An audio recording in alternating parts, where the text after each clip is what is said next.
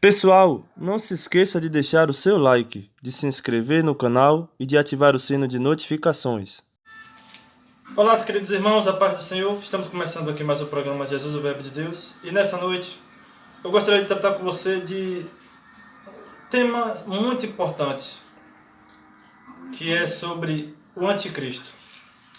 Mas primeiramente eu convido você para lermos pelo menos 2 versículos.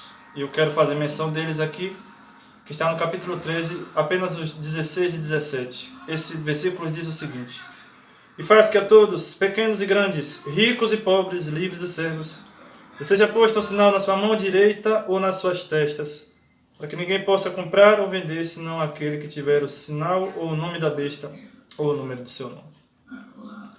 João continua a sua série de revelações que Deus dá lá na ilha de Patmos, na ilha do Mar Egeu, onde ele se encontrou exilado a mando do imperador romano Domiciano, por volta do ano 90 depois de Cristo.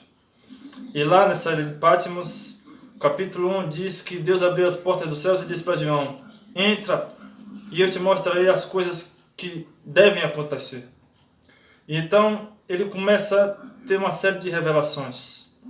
No capítulo 12 ele tem a visão da mulher que tinha sobre os seus pés a lua, sobre a sua cabeça 12 estrelas, e era perseguida pelo dragão, que foi precipitado. O próprio texto deixa bem claro que o dragão que foi precipitado foi a serpente, foi Satanás. Mas, também, aqui nesse capítulo 13 traz a figura de um animal aterrorizador, um animal horrível, que é uma besta. Então, antes de tratarmos sobre a marca da besta, é preciso que eu trate com você acerca do que é esta besta. E eu quero então trazer alguns pontos aqui para você entender sobre quem é esta besta, para logo então também você entender sobre o que é a marca da besta. Capítulo 13, versículo 1, diz que essa besta, ela emergiu do mar. Então, é uma besta que surge do mar. E no Apocalipse, o 17, diz que o mar é um sinal para tribos, povos, nações e línguas. Ou seja, essa besta vai emergir em meio a uma agitação social, a uma sociedade convulsionada, a meio à agitação da sociedade, uma agitação mundial, econômica, política. Em meio ao caos, a besta emergirá do mar.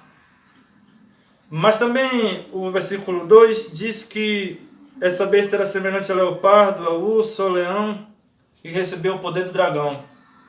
A segunda verdade é que ela incorpora todos os poderes e crueldade do império passado. Ele faz as mesmas figuras que Daniel usou no seu livro, sobre o leopardo, sobre o leão, sobre o urso. E todos esses eram símbolos para os impérios do passado. O império babilônico, o império persa, o império grego e o império romano. Ou seja, essa besta vai reunir toda a crueldade dos impérios do passado. Ela vai reunir todo o poder desses impérios do passado. Mas também, ainda no versículo 2, diz que essa besta vai receber o seu poder e vai governar na força de Satanás. Diz que o texto que o dragão deu o seu poder, o seu trono e um grande poderio.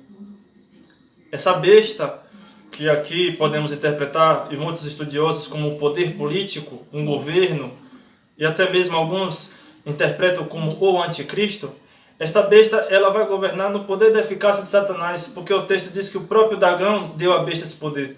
E no Apocalipse 12, o Apocalipse interpreta e mostra para nós que esse dragão, a antiga serpente, é Satanás. Então o próprio Satanás, ele mesmo, vai dar o seu poder, o seu trono e a sua autoridade para esta besta. Mais ainda, no versículo 3 diz que ela vai realizar grandes milagres.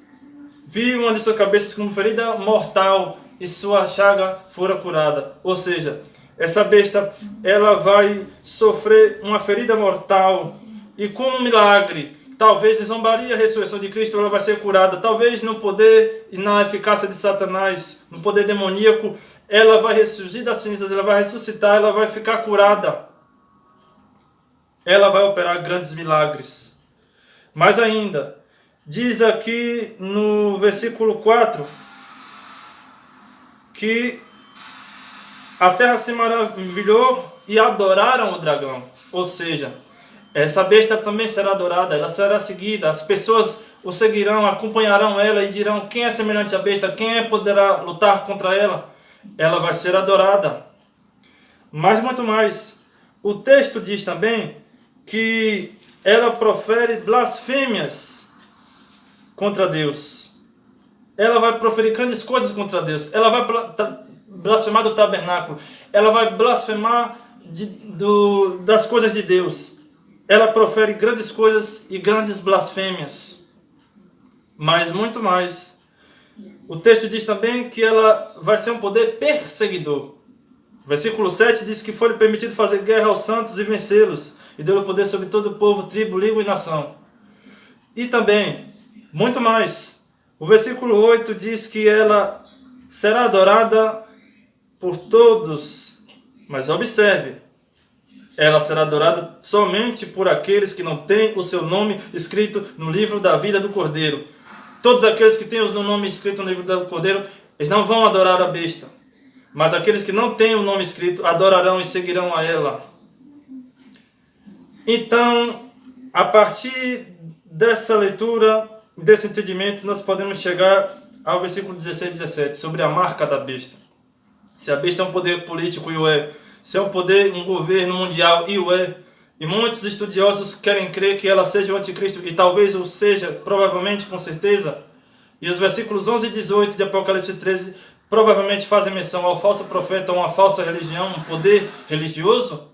Logo, esse poder religioso, essa falsa religião, ou esse falso profeta, vai impor uma adoração, ou vai impor que todos, pequenos e livres, grandes, servos ou escravos e livres, todos sem exceções, se é posto um sinal, uma marca na sua fronte e na sua testa. É importante, irmãos, você, antes de interpretar como literal, que você interprete como algo espiritual ou simbólico. Para os judeus, a lei de Deus na sua mente ou no seu braço era um sinal de obediência e de adoração.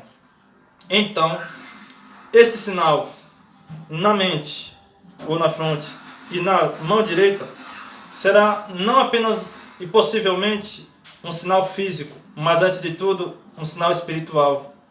Essas pessoas, elas entregarão as suas vidas a essa besta, elas adorarão a essa besta, elas obedecerão cegamente a essa besta. E a Bíblia deixa bem claro em capítulo 14 e do seu versículo 9 que todos aqueles que receberem essa marca, esses mesmos beberão da ira de Deus que se derrama sem mistura no seu cálice e na sua indignação, e serão atormentados com fogo e enxofre todos os dias até a consumação dos séculos.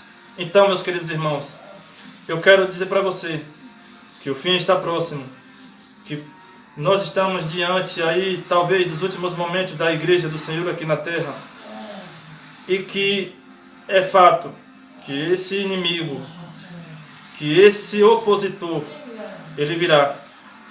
Porque a Bíblia deixa bem claro que Jesus não pode voltar sem que se manifeste o homem da perdição, o filho da iniquidade, conforme Tessalonicenses 2. Mais um se serve de consolo. A Bíblia deixa uma palavra também de esperança para nós e quem sabe de consolo. Em Apocalipse 20 diz que a besta, o falso profeta, eles serão jogados no lago de fogo e serão atormentados para sempre. O capítulo 10 do versículo 20. E o diabo que os enganava foi lançado no lago de fogo e enxofre, onde está a besta e o falso profeta, e de dia e noite serão atormentados para todo sempre. Então, queridos irmãos, haverá um momento de perseguição, um momento difícil, um momento de muita dor, chamado em Jeremias 37 de angústia de Jacó. Mas a Bíblia nos diz, as Escrituras deixam bem claro, que esse inimigo será vencido, que ele será lançado no lago de fogo, que ele será atormentado com fogo e enxofre eternamente, e que em breve Cristo voltará e reinará com a sua igreja, e reinará com a sua noiva, e estabelecerá novos céus e nova terra. Eu quero fazer um pedido para você, que você se volte para Deus, que você ore mais, que você leia a palavra, que você leia as Escrituras, que você tenha mais intimidade com Deus, que você se apegue mais para Deus, que você se volte mais para o Senhor, porque os dias são maus. E a tendência, meus irmãos, é que as coisas fiquem um pouco mais complicadas. Mas a nossa esperança está em Deus, está em Cristo, está em Jesus. Ele é nosso socorro, Ele é nosso sustento, Ele é nosso escape, Ele é nossa saída, Ele é nosso refúgio, Ele é nossa fortaleza. E é nele que nós temos a promessa, que nós temos a esperança de que Ele não nos abandona e de que um dia voltará para nos buscar. Que Deus nos ajude, irmãos, que Deus nos abençoe. Até a próxima. Fiquem com Deus. Amém.